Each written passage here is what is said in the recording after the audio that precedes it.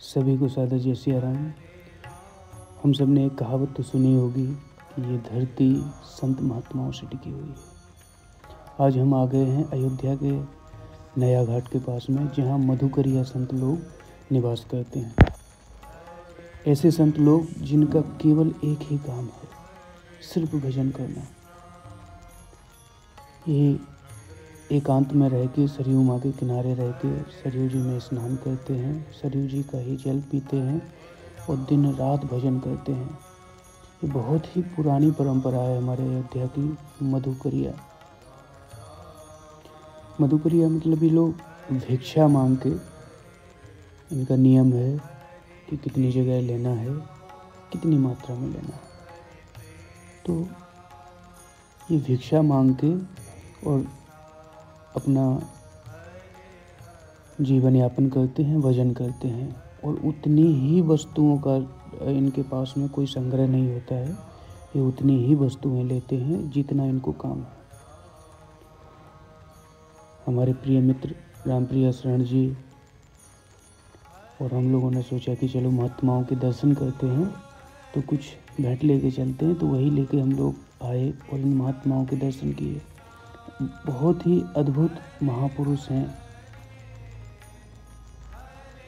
बहुत हर समय इन लोगों के हाथ में माला होती है, भजन होता है, और जो भी ये चीज़ें वस्तुएं कोई भी इनको दे के जाता है तो वही चीज़ें ये लोग अपने पास में रखते हैं जिनकी इनको ज़रूरत होती है। उसके अलावा सारी वस्तुएं ये अगल बगल में कहीं भी ऐसे ज़रूरतमंद लोग होते हैं तो ये लोग खुद उन लोगों को दे देते हैं। ऐसे महापुरुष हैं।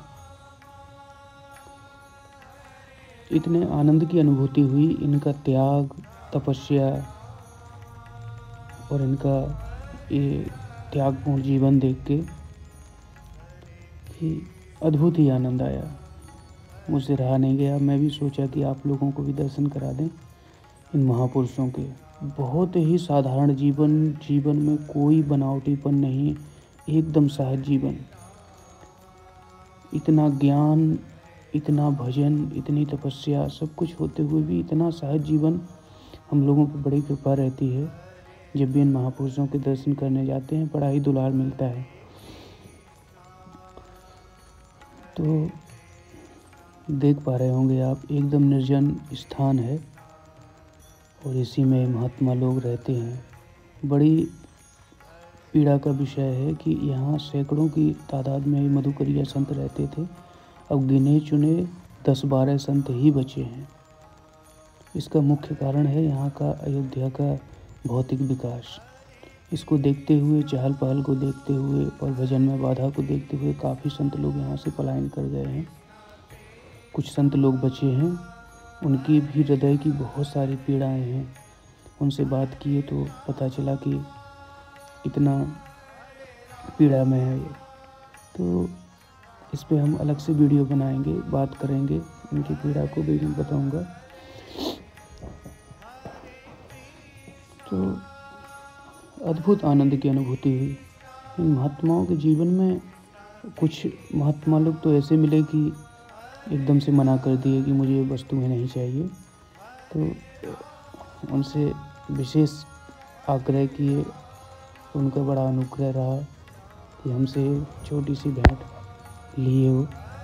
तो कोई भेंट नहीं, बस खाली हाथ नहीं जाना चाहिए संतों का दर्शन करने के लिए, इसलिए कुछ थोड़ा सा सामान लेके गए थे।